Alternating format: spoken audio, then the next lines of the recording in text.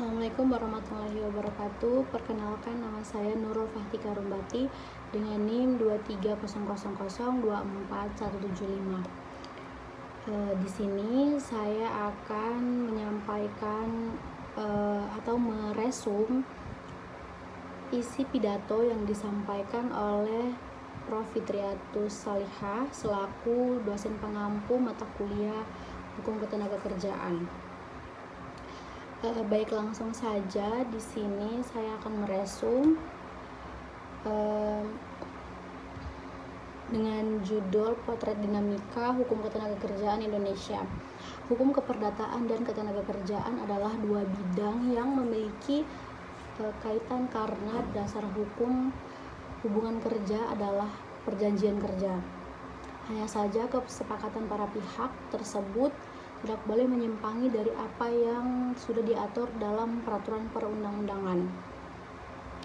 Pengaturan urusan ketenagakerjaan dalam peraturan perundang-undangan merupakan bentuk intervensi negara dalam hubungan yang sifatnya private.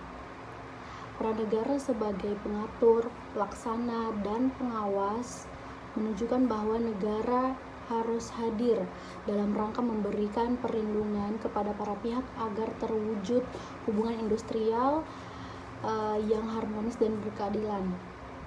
Bidang ketenagakerjaan merupakan salah satu bidang yang krusial yang menyangkut segala hal yang berhubungan dengan tenaga kerja, baik pada waktu sebelum, selama, atau sesudah masa kerja. Tantangan dalam bidang ketenagakerjaan atau permasalahan ketenagakerjaan antara lain aturan atau kebijakan yang menimbulkan perdebatan, lapangan pekerjaan dan pengangguran, perselisihan dalam hubungan kerja, pekerja perempuan, pekerja di luar hubungan kerja, digitalisasi dan dunia kerja. Kualitas sumber daya manusia, pekerja migran Indonesia, dan jaminan sosial pekerja. Dinamika ketenagakerjaan sangat terasa saat hadirnya COVID-19 yang tidak hanya berimplikasi terhadap bidang kesehatan saja, tetapi juga berdampak terhadap melemahnya aktivitas ekonomi.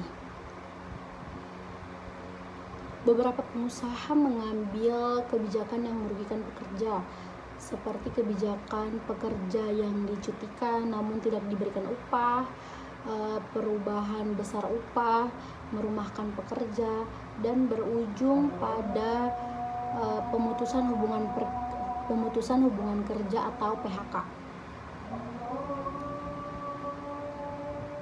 Permasalahan ketenagakerjaan selanjutnya juga berkaitan dengan Undang-Undang Nomor 11 Tahun 2020 tentang Cipta Kerja yang di dalamnya memuat klaster ketenagakerjaan.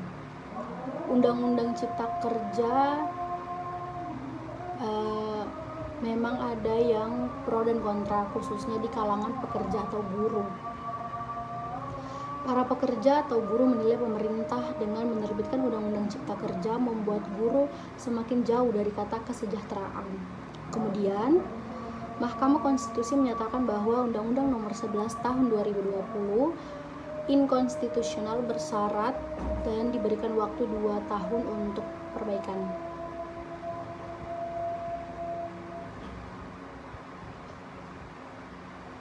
Selanjutnya ada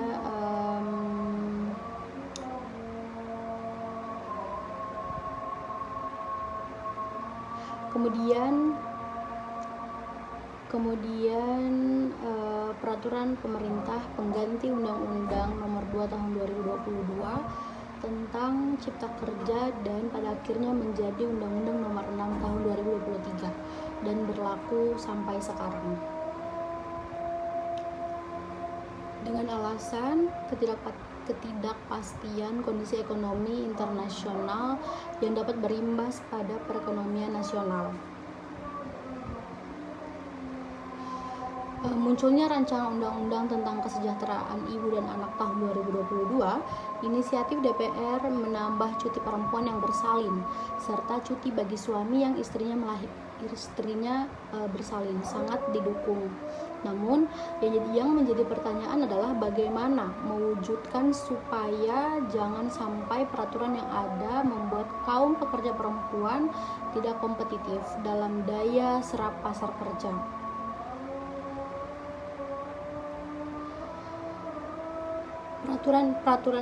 Peraturan ini harus membawa dampak positif bagi keluarga di Indonesia.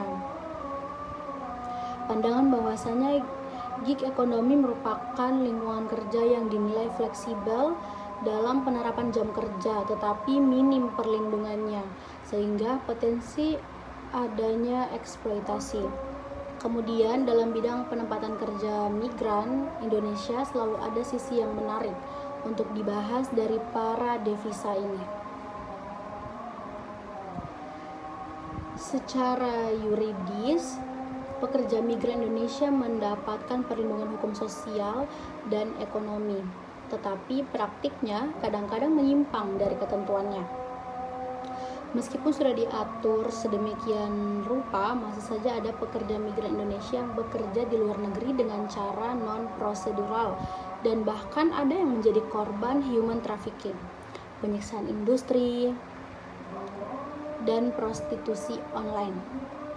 Pekerja migran Indonesia bekerja di negara yang tidak memiliki MOU dengan pemerintah Indonesia dan juga menjadi persoalan tersendiri.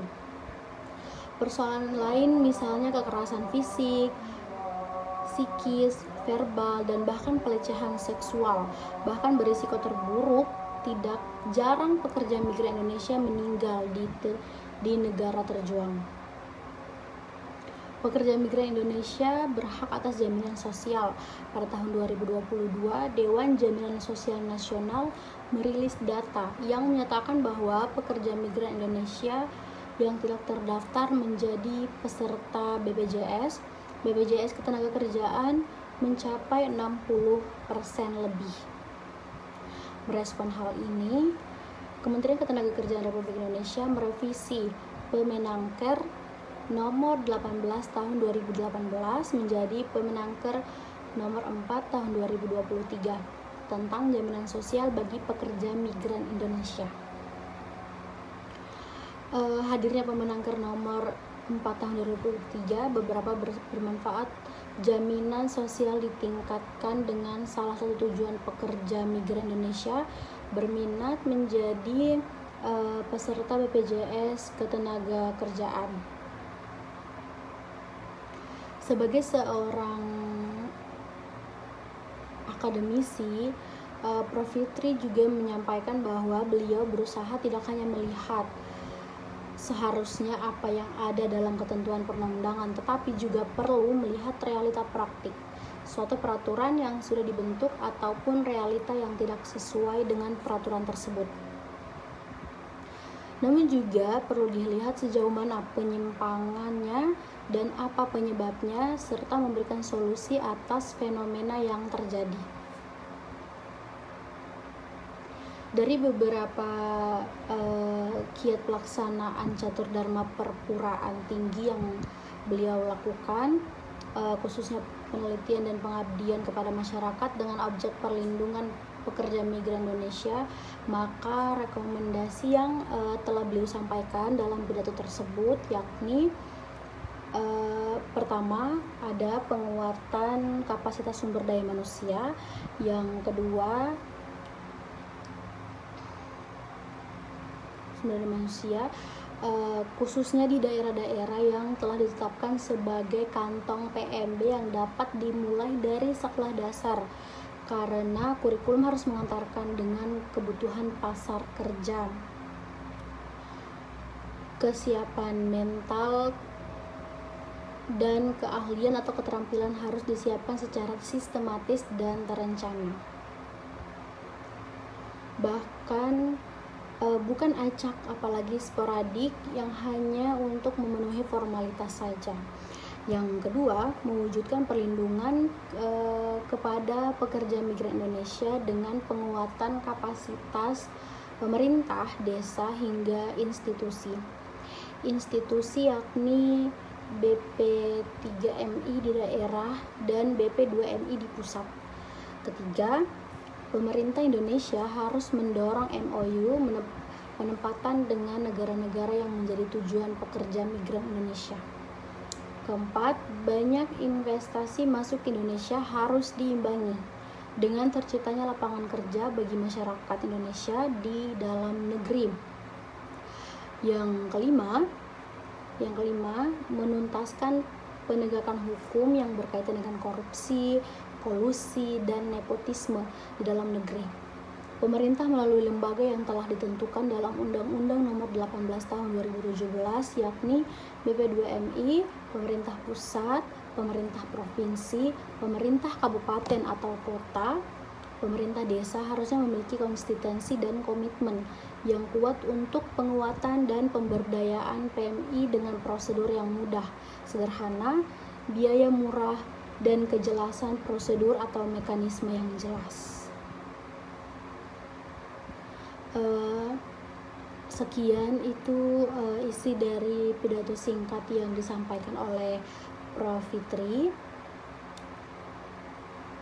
yang sudah saya rangkum di dalam video ini untuk memenuhi tugas yang telah diberikan oleh Prof. Fitri selaku dosen pengampu mata kuliah Hukum Ketenagakerjaan. Sekian dari saya. Assalamualaikum warahmatullahi wabarakatuh. Dadah.